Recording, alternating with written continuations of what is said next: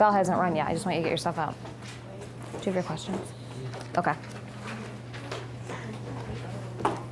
Can you guys make sure you get out your story, your questions, so everything's ready to go? And then clear some space up. Everyone's got what they need? Mm-hmm. Okay.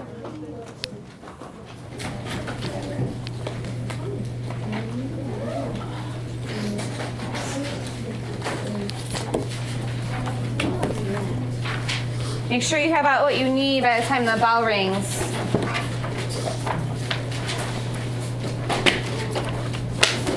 So if you need your portfolio and stuff, grab that now.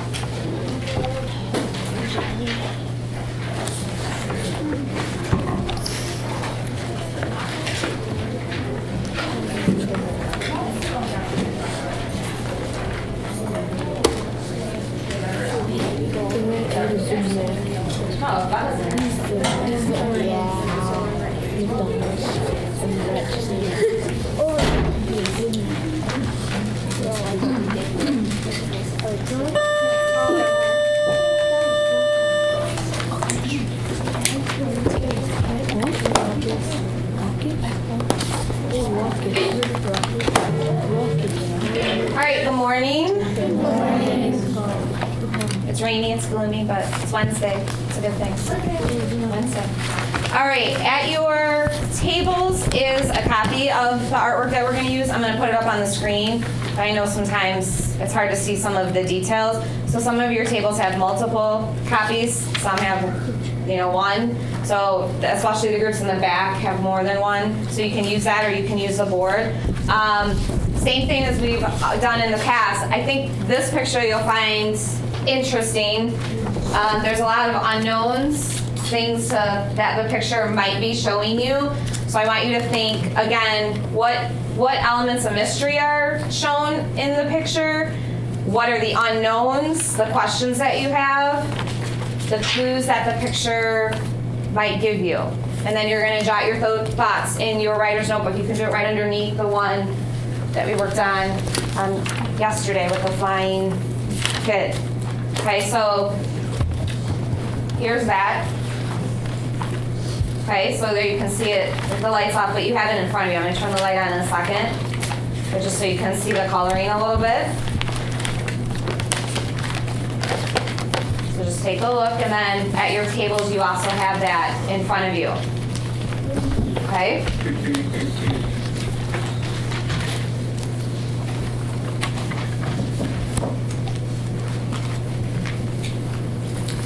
Here, you guys shared that, and you guys shared that one.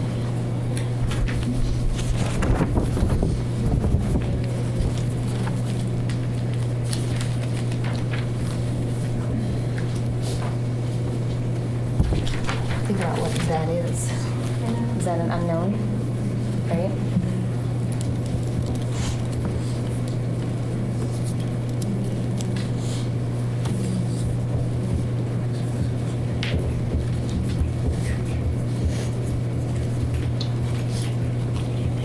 Again, we've talked about this a lot, but you have to use, whatever you put on your paper, you need to be able to support it with what?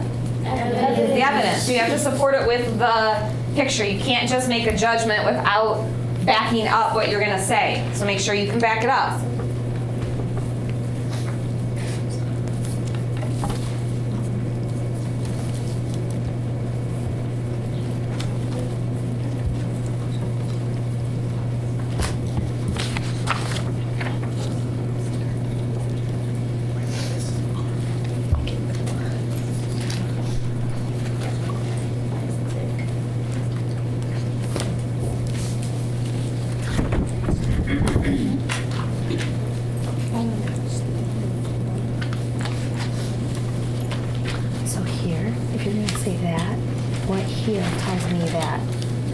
What are you looking at to determine that?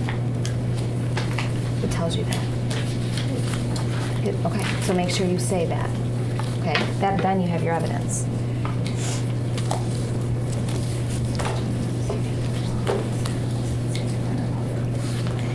You think that is where? Show me in the picture. Can you determine it's for sure that? You just guessing? Okay.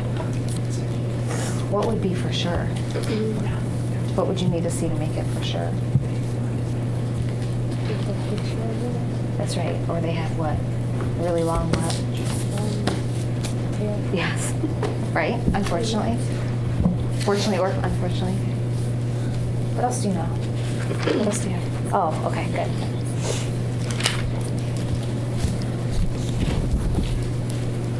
What do you think that something is? Can I make a guess? What?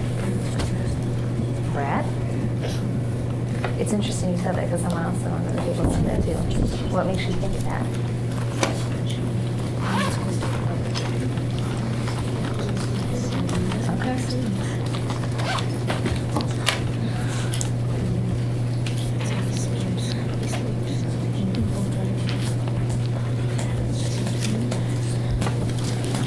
All right, finish up your thought. What I'd like you to do as you're finishing up, we're gonna start with person number 3 at each table. We're gonna round robin. All I want you to do is I want you to share an observation that you had about this picture. Something that you noticed, some clues that you might have figured out, and what in the picture is gonna demonstrate that. Okay, so round robin, quick. Starting with number 3. You may go. He has oh, he's trying to hit I know. something. Moving. It's a guy, and he's like, How is it funny? I thought that was a girl. No, it's a guy with the chair, and he's trying to like hit something under the carpet. That's great. He's trying. Okay, your turn. Oh, it's a fat rat. It's a what? It's a fat rat. What proves in the picture it's a rat? Well, it could be because he eats a lot. Well, what in the picture showing eating anything? Why? What I want you to do is I want you to use this picture and tell me why some of you thought this was a rat. What in the picture makes you think that? And I'm not necessarily, is it the bump that makes you think that? Or is it is something else in the picture that makes you think that? No, it's the bump. It's the bump? Is there anything else that would indicate? It's a car. It's a what? It's a little toy car. Whatever the bump is, what is it doing in the picture? Moving. Moving what? Use the picture. The table. Okay, so, and you know that why? Because the table is like tilted. Yeah. Yeah. So, do you think that is under the table, or do you think it has pushed it? Push. Can you be wrong? Yeah. No, because why? Oh wait, no. You can't be wrong. Why? Because you don't know it. Okay. Well, you're using your picture. Okay, it's nighttime because Like an object under a little blanket, but it's like round. What is our prediction on what that is? An animal. yeah. An animal? Yeah. What makes you think it's an animal? It's because sometimes I think an animal like to hide in the carpet to hide from something. Okay. It could be like a cat or a dog. Yeah. Because most Or a cats mouse. are like hiding underneath something. Okay. Mostly a mouse. How is he reacting to that? Not really. We didn't know that because he looks like scared, but then also he looks angry on his first facial expression. Okay. So we didn't really know that, and then we don't know what time period it is because we don't know if it's like the 80s, 90s, or Okay. 2000s. Okay. That's right. Okay. He does seem like an old man, but he's Usually old people can't leave chairs everywhere. yeah, but he's not So, what's our prediction about what that is? a person. Hold on. Orlando, what did you say? I would say a rat or a cat or a mouse. Okay. Why do you think that? Because it's not that big to be like a dog or something. Or Okay. it need to be something big in size. Okay. Whatever that thing is, what's it doing? It's like moving It's moving how? How do you know it's moving? because the way the cover is shaped, Okay. the direction it's heading, the slope is smaller. Well, how else do you know it's moving? What else in the picture? It tipped over the table. It's tipping over the table, right? Or the lampshade. Yeah. What's his reaction? He's like angry or scared or like Okay. surprised. Because why do you think he is that way? He's like in his middle age. Because he doesn't know what it is, right? So when we don't know what something is, why would he have the chair over his head? Defend himself. Possibly, right? Do we know if this is bigger or smaller than he is? You can kind of tell that somewhat his lip kind of. Okay. So think about that a little bit. Okay. All right, ladies and gentlemen. 5, 4, 3. So some interesting observations when I was walking around to the different groups. Jen, share something that an observation that your group made. It's probably in the olden times. The olden times, define olden. And don't say, 1980. I don't know, like 1940. 1940s? What would make you think that? Because he's wearing a bow tie and a sweater. Oh, okay. That's an interesting observation. He's wearing a bow tie and a sweater. Maybe not your typical... Grandpa. Andrea just like grandpa. Maybe. An observation from your group, Abe? There's a weird bump in the middle of the rock. It might be an animal. Okay. He's trying to smash it with a chair. So it's very clear he's trying to do something to this, whatever this is. This was the topic of most of the tables, what this was. I heard from this group, you thought it was this group? This group? A rat or mouse. Okay. What did you guys say back there? Chris thought it was a body bag. A body bag? That's interesting though. What do we not know, Chris? The other half of the body. We don't know the other half. Could he be right? Yeah. Possibly. That's interesting. I didn't even think of that. Either. That might be a body bag. What, Chris, what part would this be? The head. The head. Okay. Interesting. Those of you that thought it was an animal, when I was talking to your groups, I asked, what here in this picture indicates this might be an animal? It's small and it tilted the table with the lamp. Okay, so it's clear that whatever this is, body, animal, a bunch of stuffing under a rug, I don't know, it's doing something to the table because we know this from the lampshade, we know this from the angle of the table. Diego. It could be a little kid under there. It could be a little kid under there. So the mystery in this picture is the what? What's under the rug? And this is actually titled Under the Rug. But we don't know what under the rug is because Chris Van Allsburg leaves your imagination to sort of figure that out. Let's talk about the man who's about to throw a chair on whatever that is. What do we know about him besides that he's wearing the sweater and the bow tie? He's probably a little bit older. Jonathan? I assumed he was got back from some work thing because if it were dark, nobody I know would wear anything like that. Okay. It's uncomfortable. Okay, what else do we know, Rohan? He looks a little scared. That's why he's throwing a chair at it. And a couple of you were talking, this group was talking, that he clearly looks scared, nervous, surprised, something, because the way the expression is on his face. It also could be he is lifting a chair over his head, so maybe his expression is reflective of all of those things. But we'll never know what's under the rug. But Chris, that's awesome. I didn't even think of that. But it could be. That kind of makes it a little creepier. All right, you can go ahead. Just keep your notebooks out. You're going to need it for another activity. You're going to need out today your speckled band story, the text-dependent questions from yesterday, and a pen or a pencil.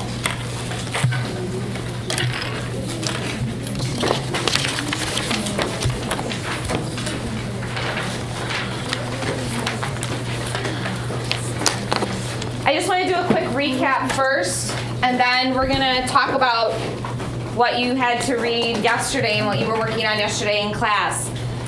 There were some things yesterday that were unknowns. What was the one of the unknowns yesterday before we started the second part of the reading?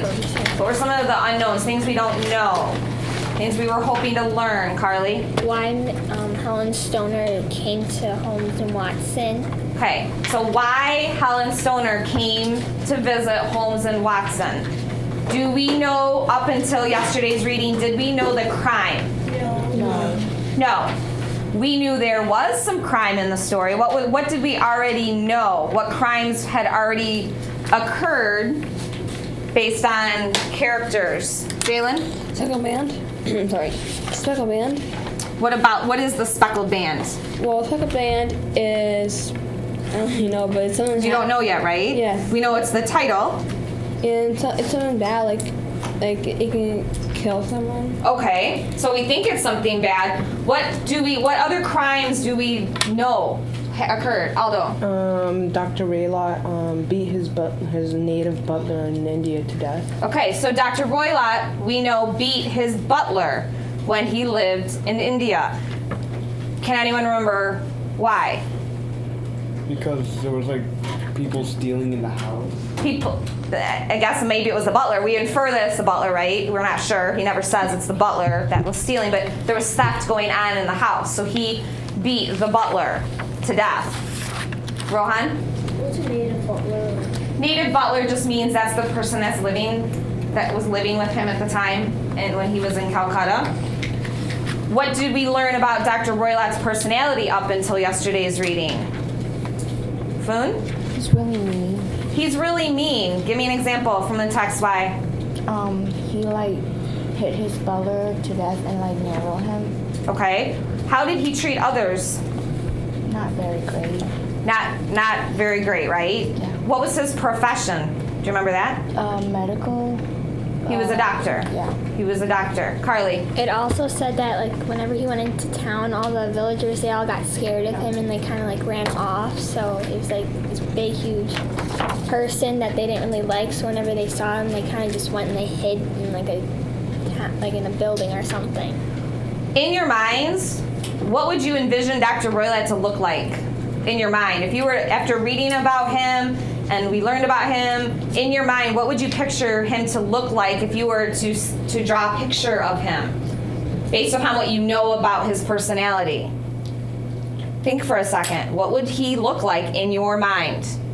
Think about if we just heard that he's mean and we start associating things in our mind with people like that, what would you think? One thing, Aldo. He looked like, had like a stubby beard. Okay, so you picture him to have a stubby beard. Interesting. No shaving. Raphael? Kind of like older. Older? Yeah. Okay. Why would you think older? Because it's kind of says that he was he's been living there for a while, so that like a while might be like he might get older, like kind of like gray hair. Yep. Okay.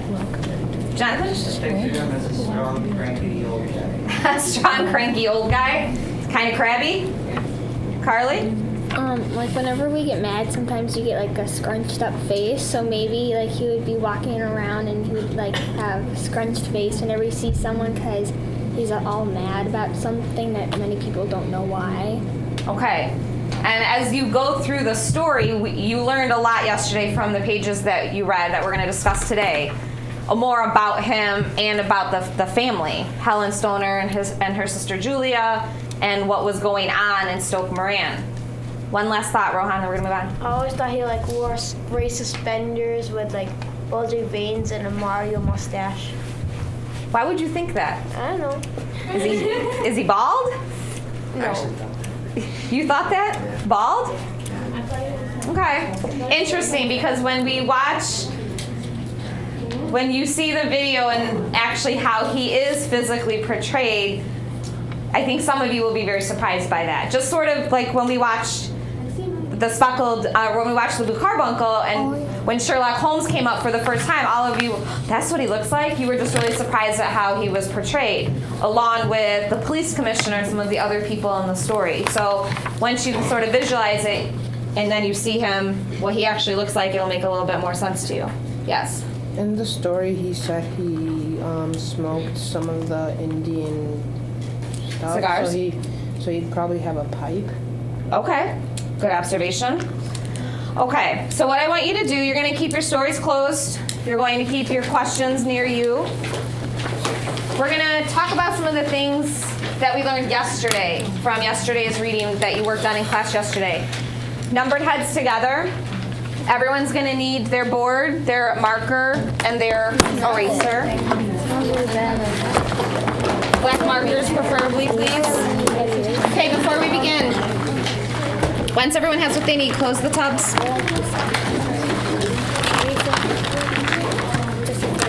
I'm going to recap again with this group what we do. What's the first step, Andrea? I ask a question. What is step 2, Jen? This can go underneath the desk. And where's your board when you're writing? The board is up. How do I know when you're done, Oscar? Your board is face down. Rohan, what do I do next? You say number heads together and we all get up and discuss what we got. Okay. Jesus, if we agree on an answer, what's our next step? We sit down. Where do you have to have before you sit down? The evidence. The evidence from the text, so that everyone knows where to find it, because you don't know who I'm going to call on. Then you sit down and you wait till all the groups are ready. Okay? So here's our first question. So before you write, I want you to think about it for a second. I don't want you going back in the story. I want you to try to recall what you know from yesterday. Okay? Question 1, using short phrases or sentences from the text, how would you describe the appearance of the woman who came to see Holmes and Watson? This could include her clothing or hair. And this should be familiar to you because you just worked on this question with your reading yesterday. Using short phrases or sentences from the text, how would you describe the appearance of the woman who came to see Holmes and Watson? This could include her clothing or hair.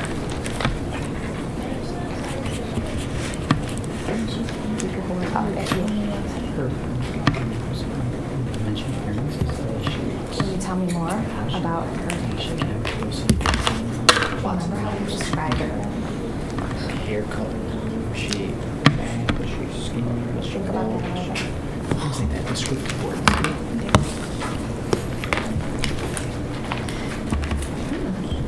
Good. I like that.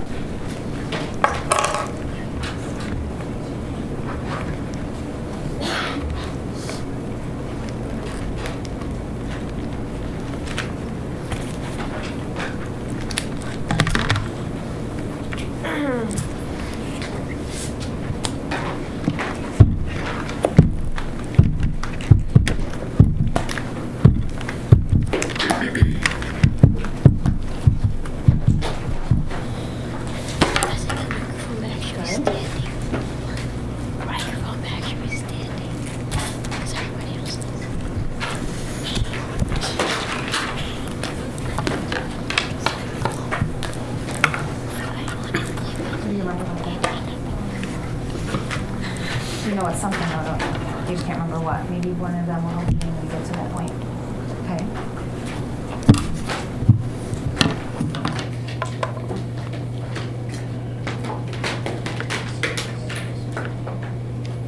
Finish up your answer.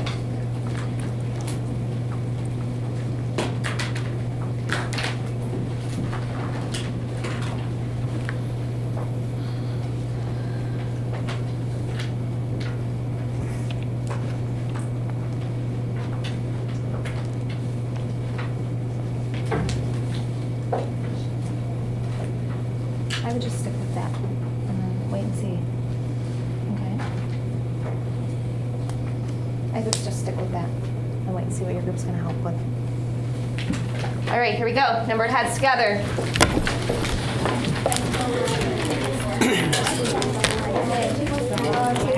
I put that she had a dark dress and she had gray hair and she was in her 30s. Yeah, I put dark, long veil, appearance of 30 years, gray hair, frightened eyes. She had black clothing, gray hair, and old privilege. All that evidence You can find this on page 2. Okay, so now let's get the text. I know exactly where that is. Yeah, it's right here, which I underline. Yeah, she's right here. It's on like the third. Well, that's part of it, but then you also have Then you need like right here. So it says Here, right here. Right here. Features and figure with those who that's part of it. So I have the other part describing a person. No, here, right here. Right here. Yeah, and right here. Dressed in black, heavy veil, who'd been sitting in the room, and dressed in that's good. Oh, so right here. And then frightened eyes, hunted animal, face is drawn gray, restless. So woman about 30 shot gray. Yeah. So that's basically it. So page 2. So we get it? Yeah. Okay. And also, she's in a makeup. No, but then page. So page 3, it says, oh, I'm just seeing.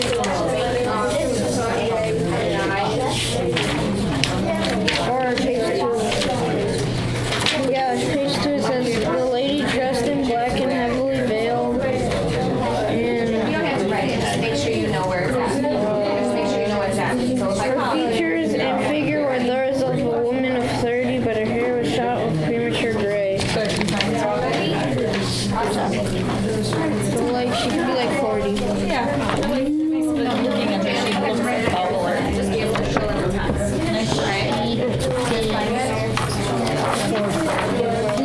Wendy, are we good over there? Okay, just making sure.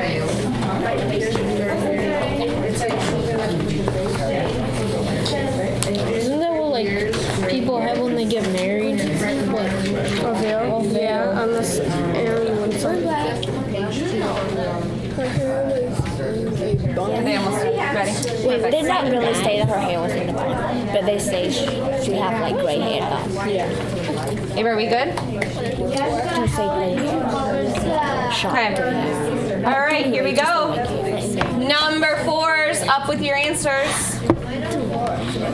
Number 4's. Raphael, give me a little description of what you have. She was wearing a black dress with a covered, a veiled face and premature gray hair. Premature gray hair. Premature means what? Like kind of early stage. Early stages, right? And I heard you having a conversation about what that age might be, but we won't discuss that. I'll go. So she had a dark veil. Okay. She had an appearance of 30 years. And she had a gray hair. Which is kind of Okay. weird. Okay, David? And frightened eyes. Oh, sorry, Aldo. It said her hair had gotten gray. She was scared, and she was dressed in black. She was like battered, and it said she was haggard, which I forgot what that means.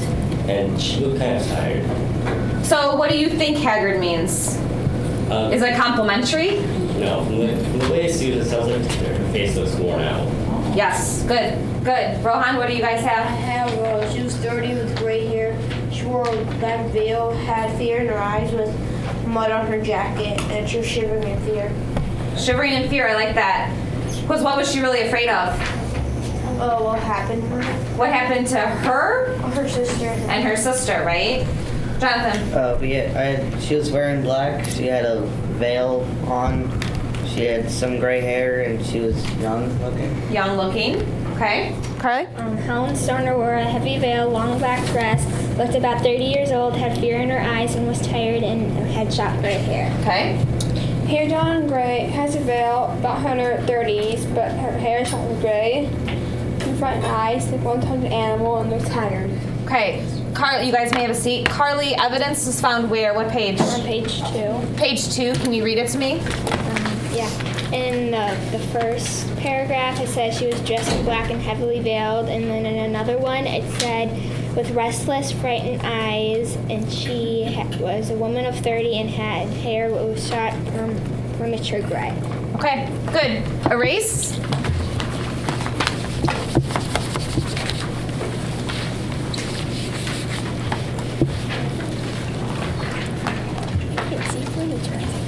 Here comes the next question. Using the text, list 1 or 2 things that seemed unusual or odd about Dr. Royla after he left India. This was from yesterday's reading. I want you to think about what was unusual or odd about him? This was after they returned from India. And there were a lot of things. Just pick a couple to put down. What was unusual or odd? Things that people would find really strange. And there were many, many things, so there could be a wide variety of answers.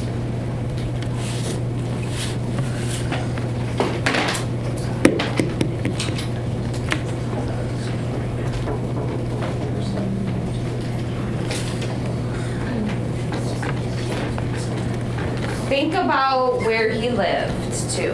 That might help some of you.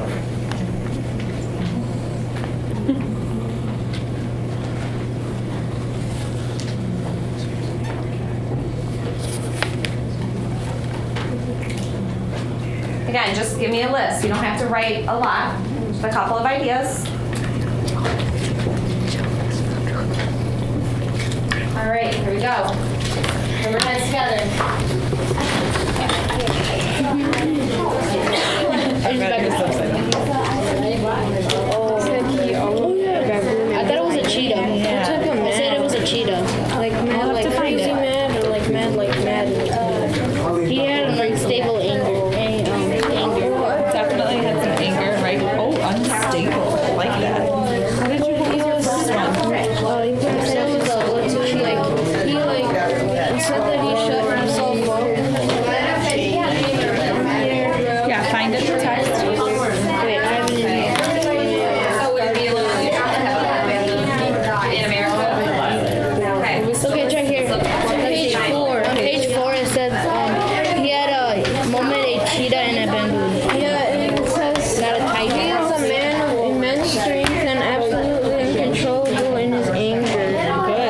And you said unstable. Very good, Diego. And he shut himself up in his house and seldom came to save to indulge in ferocious quarrels with whoever might cross his path. Good job. You said he put himself in solitude. What does solitude mean? I think it's like where he can't get out of his house. Yeah, he like stays alone, basically. If you're in solitude, you're alone. So he stays in his own house. Well, he's not technically alone. He has a cheetah and a bamboo. That's true. Well, like they could like cheetah. Wait, but like he stays alone, like he Right? This one cheetah. It's right here on page 4. It says it's S-H-E-E-T-A.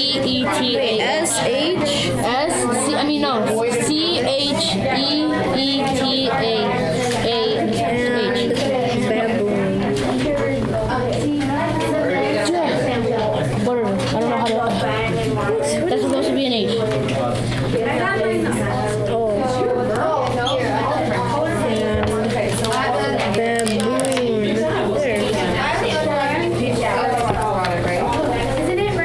Where is it though? It's on page 4 when it says he has it says above, it's like on the bottom of the first paragraph. Oh, where does it say he stays alone though? Right, like about Solitude is when you don't leave your house and you're alone. Like no one can enter your house. Don't you know what solitude means? No, she knows what it means. She can't find it though.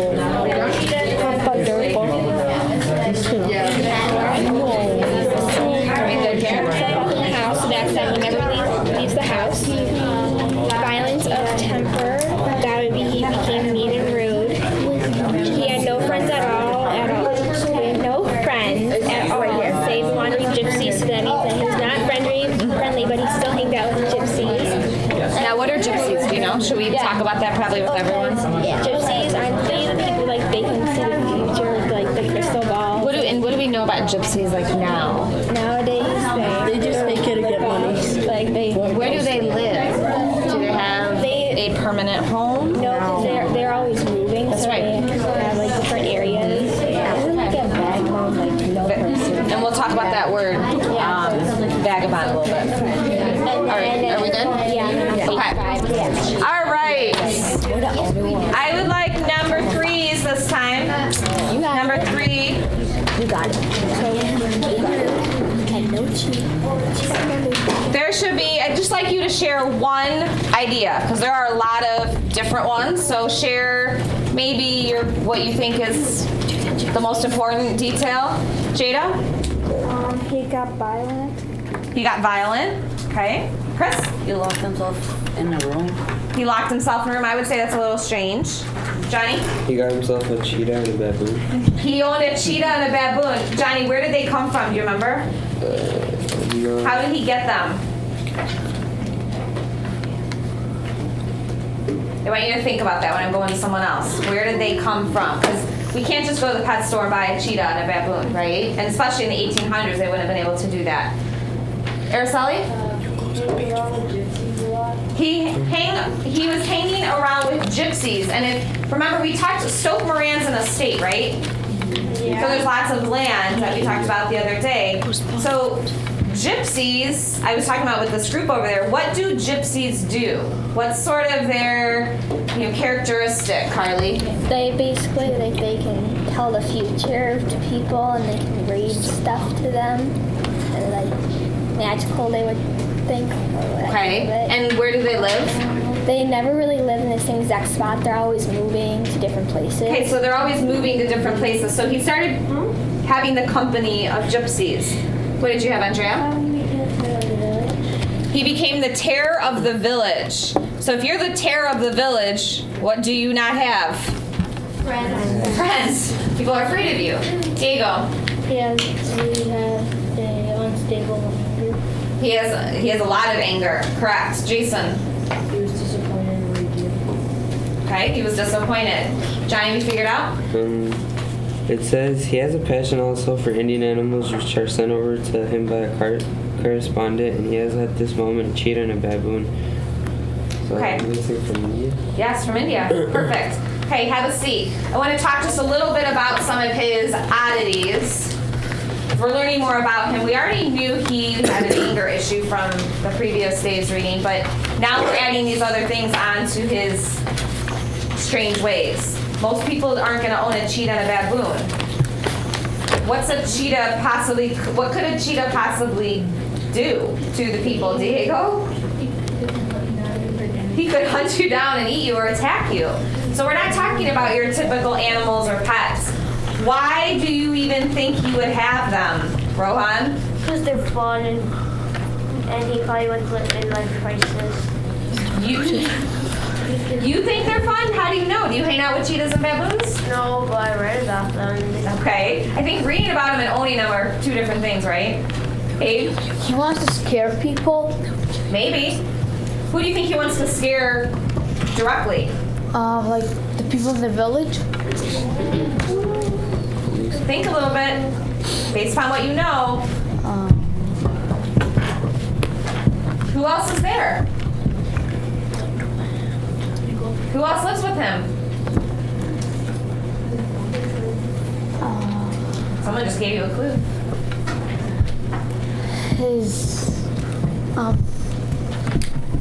You want Ryan to help you? Yeah. Ryan, who else lives with him? Helen. Helen and at one time Julia. Okay? His stepdaughters. So there might be, I think all of your answers are correct. Where would we find our evidence? Those of you that just answered. What page was our evidence on, Araceli?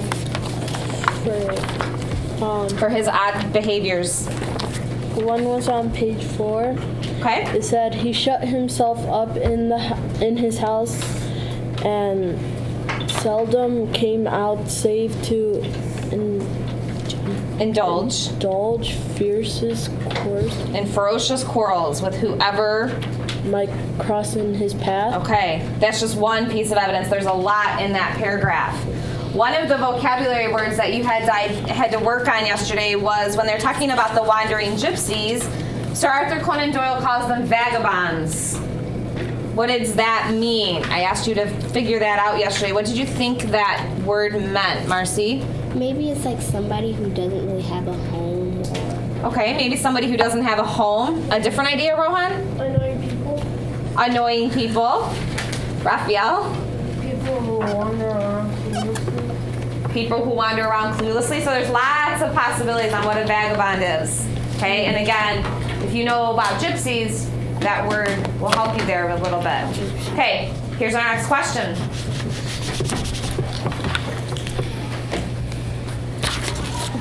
According to the text, why do Helen and Julia lock themselves in their rooms at night? Because the story is getting a little more sinister. Why do Helen and Julia lock themselves in their rooms at night? Think about what we just talked about, the last question.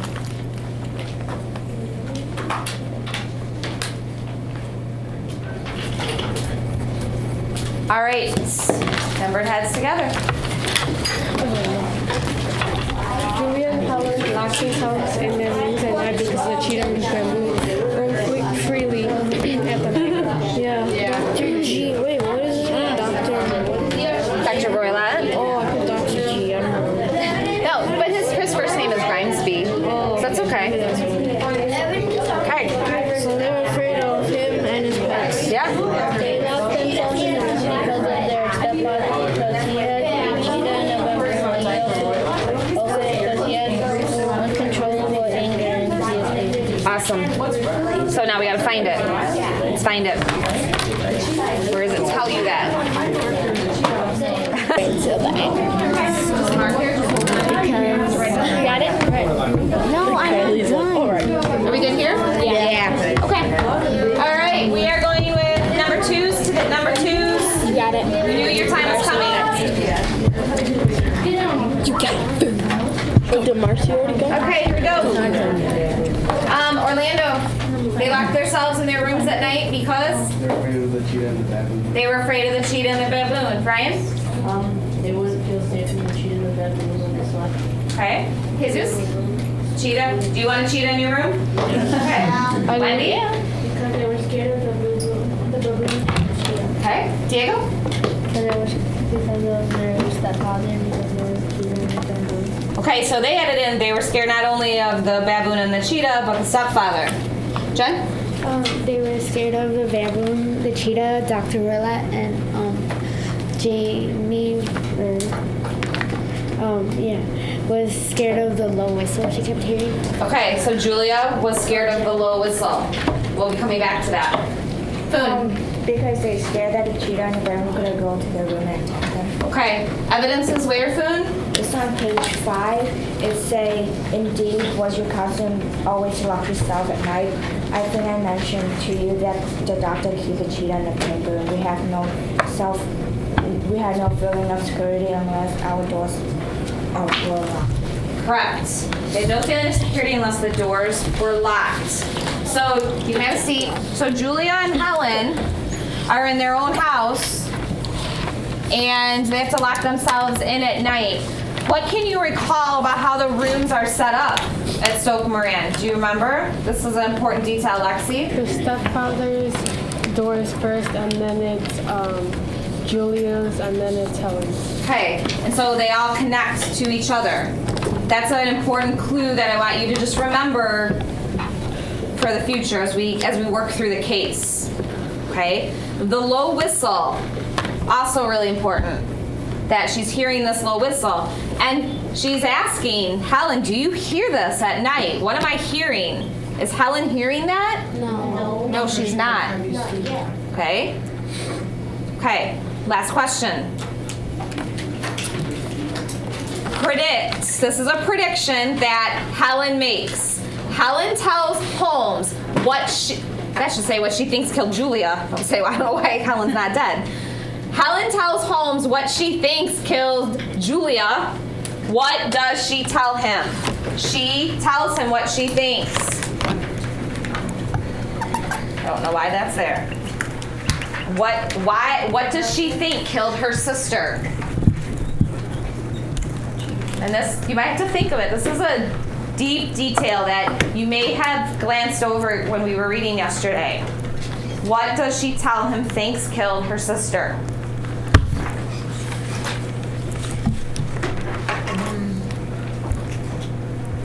And if you really don't know, wait and see what your group members are going to tell you. Some of you are right on. If you're not sure, it's okay.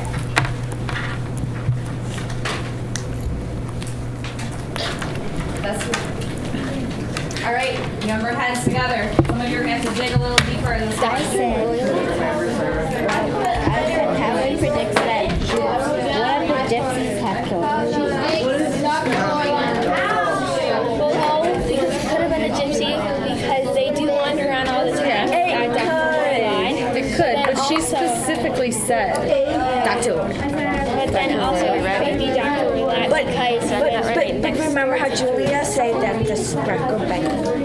yes, you don't know that it could be a gypsy thing. Find it in the story now. Okay, so Because that is what it's a very small part that Helen says. Find it.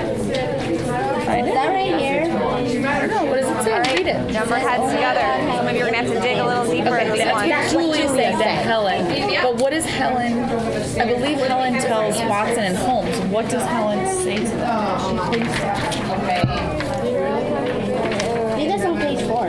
No, I think it's on page 6. Stepfather. I like what you said here, but Ooh, my stepfather learned in the you want a page that might assist you?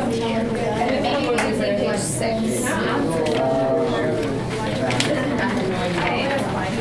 Found it page 6. The first big paragraph. Where does it say? The first big paragraph. Here? Page 6, the first big paragraph. Perfect. She'll show you. Good. Perfect. Are we good here? Do we have what we need? We're fighting. Evidence. Okay, what's your answer? Tell me. Well, we were deciding between Dr. Roylott and the gypsies because Dr. Roylott lived right next door to the gypsies, so you could have easily gotten in. What you want to look for is what did she said something. Yeah, that's what we're trying Yeah, to she said. And you're on, are you on page 6? Yeah. You're on the right page. Scroll a little bit. Where's the evidence? It's the first paragraph. You think so? I think so. I'm going to tell you no. Wait. Mm-hmm. Look up a little bit from there, Marcy. There you go. Help your group. Abe, are we good over there? It says, I believe that she died of You don't have to write it. You have to just know it. shock. Did you find it? Know your evidence. Yeah, I underlined that one too. Wrong. So shocked. Kind of like a t-shirt. Here, that's shock. She died. Oh, we weren't supposed to sit down yet. It's okay. Really? She said You know I'm going to be coming to number ones. from pure fear. That was hard. Because like, gypsies wander and then. No, it wasn't hard because I actually underlined what they. I mean, like the deciding part. Because if it was Dr. Roy, Are we ready to it was just go? hard. How we doing back there, Miss Gypsies Lulu? always wondering, and then Dr. Roy like right next door. It's pure. Oh, yeah. That she died of fear and Yep. You don't have to write it. You'll just have to be able to tell me. Okay? Oh. Well, this one. Are we good over there? Not right now. All right, here we go. Number ones, your turn. Number ones, Wendy. She died of fear and nervous shock. Okay. Juan. She might have died of fear and shock. Abe. She thinks her sister died of pure fear and nervous shock. Oscar. Julia died of pure fear and nervous shock. Wendy. Lexi. Sorry. Tells Holmes that Julia died of Fear and shock. fear and nervous shock. Okay. Marcy. She died from pure fear and nervous shock. Abe. Evidence. It says on page 6, it says, "Is my belief that she died of pure fear and nervous shock, though what is that frightened her, I cannot imagine." Okay, so have a seat. This is a really important part of the story.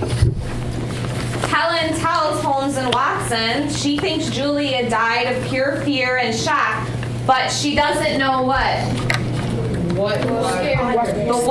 The what caused the fear and shock. Rohan, do you believe she died of fear and shock?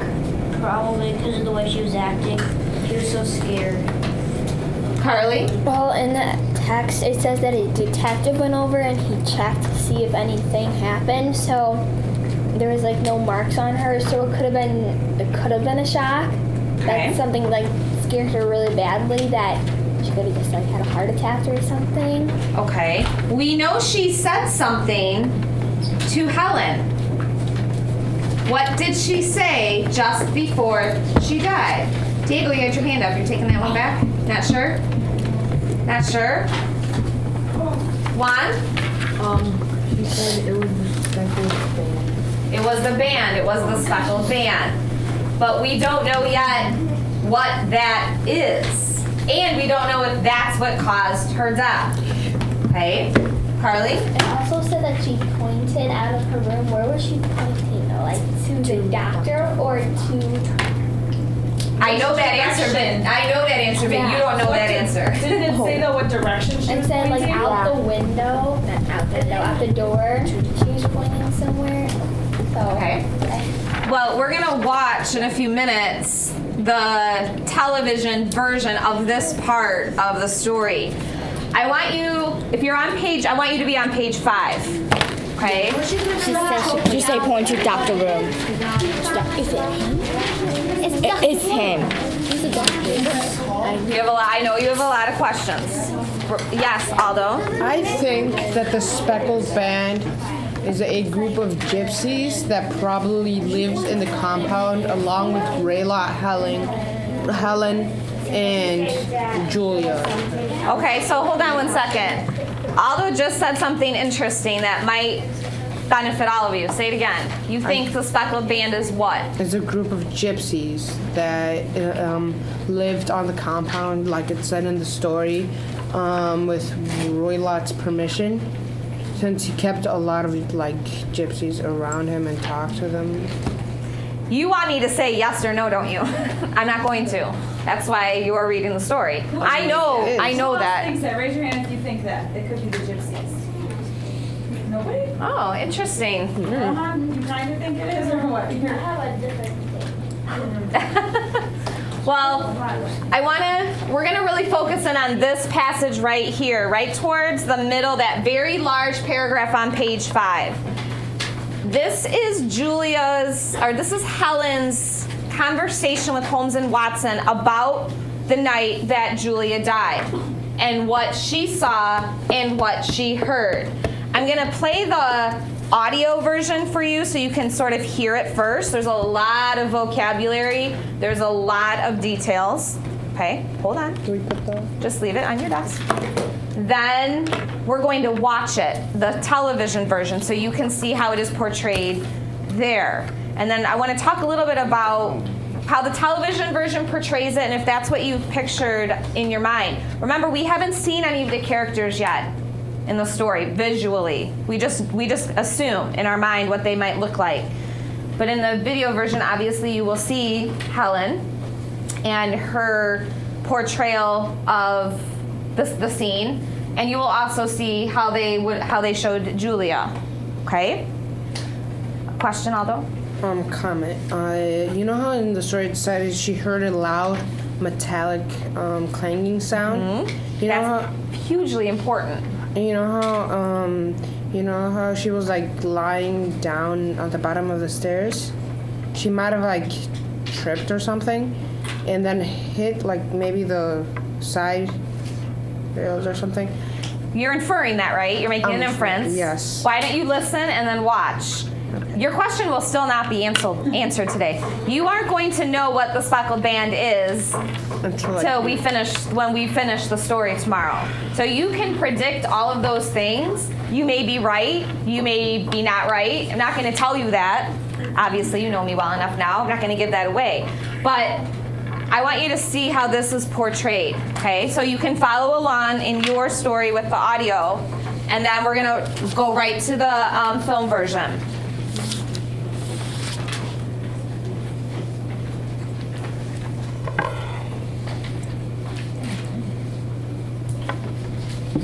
I think that I mentioned to you that the doctor kept a cheetah and a baboon. We had no feeling of security unless our doors were locked. Quite so. Pray proceed with your statement. I could not sleep that night. A vague feeling of impending misfortune impressed me. My sister and I, you will recollect, were twins, and you know how subtle are the links which bind two souls which are so closely allied. It was a wild night. The wind was howling outside, and the rain was beating and splashing against the windows. Suddenly, amid all the hubbub of the gale, there burst forth the wild scream of a terrified woman. I knew that it was my sister's voice. I sprang from my bed, wrapped a shawl round me, and rushed into the corridor.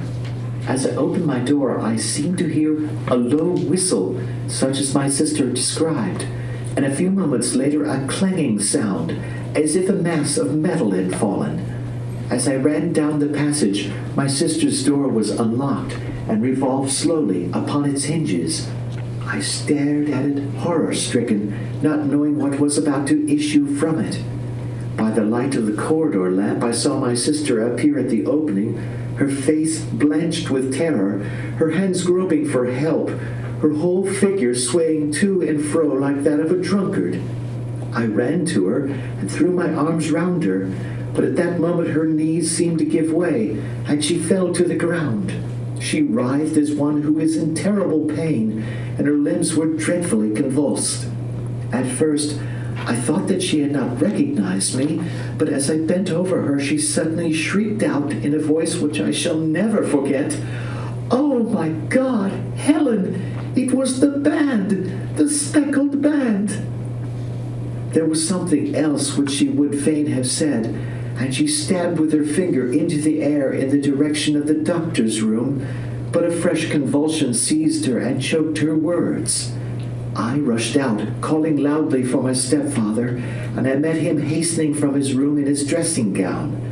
When he reached my sister's side, she was unconscious, and though he poured brandy down her throat and sent for medical aid from the village, all efforts were in vain, for she slowly sank and died without having recovered her consciousness. Such was the dreadful end of my beloved sister. Okay, so that's the audio portrayal of what Helen sees as Julia is dying. If you are convulsing, that was one of the vocabulary words we were talking about. She convulsed. She writhed. What was her body doing? What's that maybe look like? Jada? She might be twisting body parts. Raphael? Like squirming around. Like squirming around. What maybe might get you to think, what would cause that? For her body to possibly have that reaction. Let's make a prediction about it. Jonathan? A brain injury? A brain injury. Foon? A heart attack. Seizure. A seizure. Marcy? A stroke or something. Okay. But she's clearly referring to something, right? She's trying to tell Helen it was the band, the speckled band. We just don't know what that is. Rohan? I think it's the father. You think it's the father? Dr. Roylott, the stepfather? Yeah, I think he's gonna kill. He killed Julia just before she got married. He was told she wouldn't get the money, and now that Helen's gonna get married, that's why he moved her into Julia's room so he could kill her too, so she wouldn't get the money. How do you know he would get money? Because it said that when they get married, they get money. They get like money from the family, and if they don't, they get £1,000. And if they don't get married, they don't get that money, and he gets to keep it. Okay, I'd like you to remember that thought as we move to the last part of the story tomorrow, and if your prediction is going to be true. Let's watch now how it's shown from the film. It's going to be a flashback. Okay, so you're going to see Helen talking to Holmes and Watson and flashing back, and then it's going to be her words with the actual flashback portrayal of the characters. Yes? Is it going to sound differently? Yes, this is audio. You're going to watch the television version.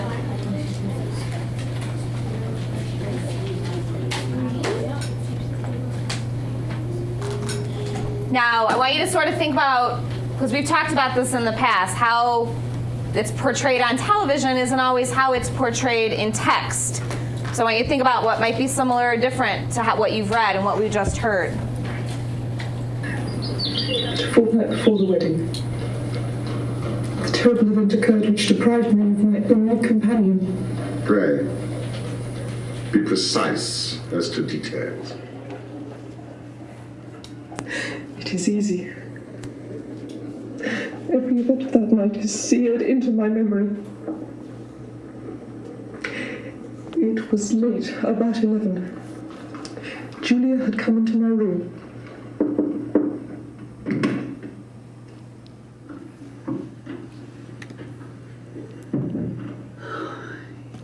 Smoking those awful cigars again. Perhaps you should have this room until the wedding.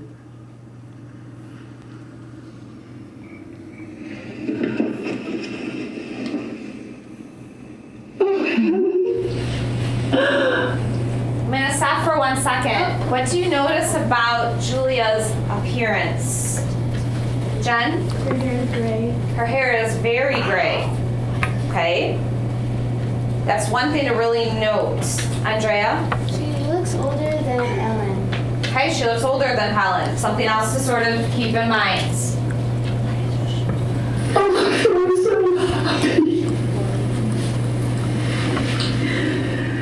I'm yet wretched that I'm leaving you here alone. Why don't we come? I shall miss you. You won't. I'll come and stay.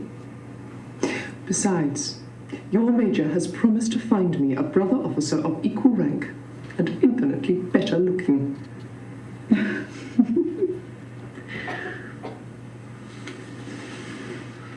darling, what is the matter? Helen, have you ever heard anyone whistle in the dead of night? I suppose you couldn't possibly whistle yourself in your sleep. Certainly not. Why? The last few nights, always about 3 in the morning, I've been woken by a low, clear whistle. I can't tell where it's coming from. I thought you might have heard it. I sleep more heavily than you. It was probably those wretched gypsies. Well, never mind.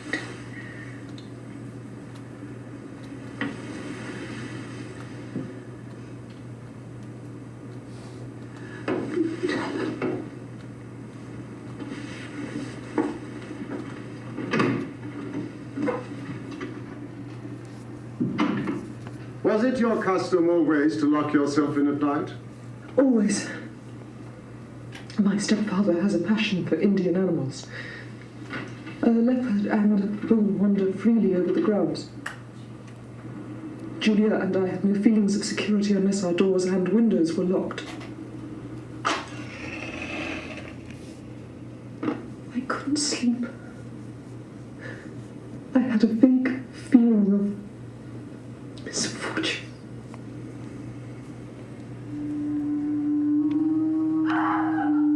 Julia!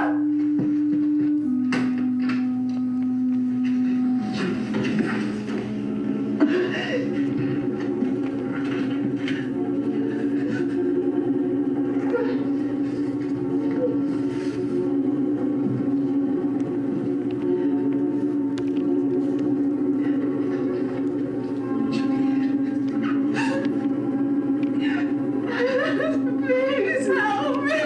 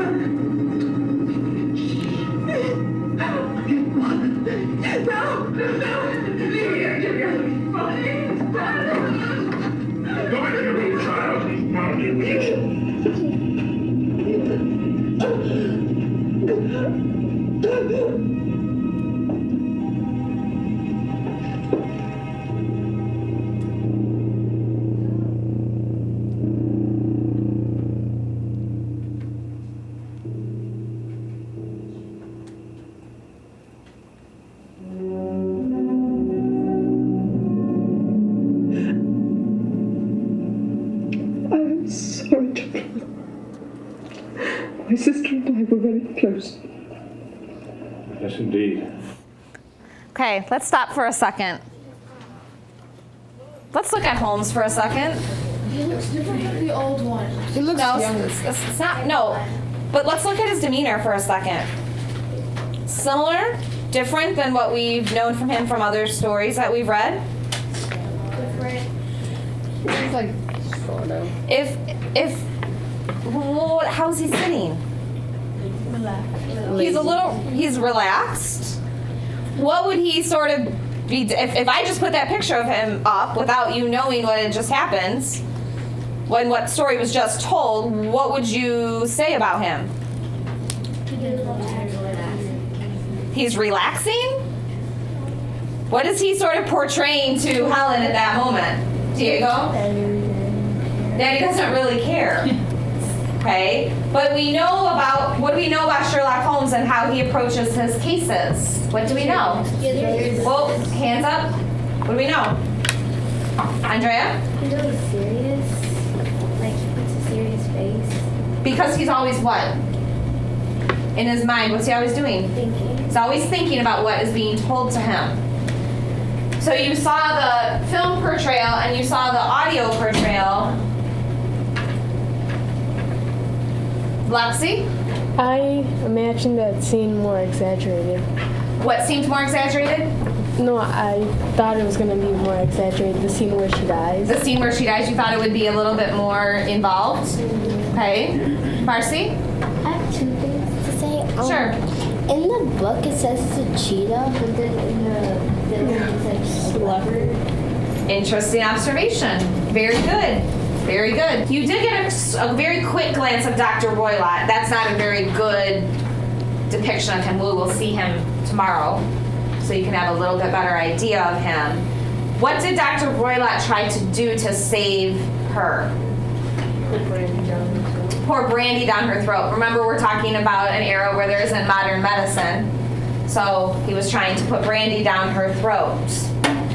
Other things you noted, Jonathan? Before and after the flashback, she wasn't wearing what it said in the story. Very good. Very good. Again, it's very typical of a television version or a film version to be a little bit different than the actual story because they're going to portray it much differently. Carly? Well, in the book, Helen went into Julia's room when in the movie Julia, she opened the door. And then also, Helen ran and she started screaming Dr. Roylott's name when he just came out of his room. And then also, Julia didn't point when it said that she did point, and the whole scene was outside when she was actually supposed to be in her bedroom. Okay, very, very, very good observation. So just set up a little bit differently. But the bottom line is we know that something has killed Julia. Something, someone, maybe a combination of both, we don't know. Okay, and that's why she is there talking with Holmes and Watson.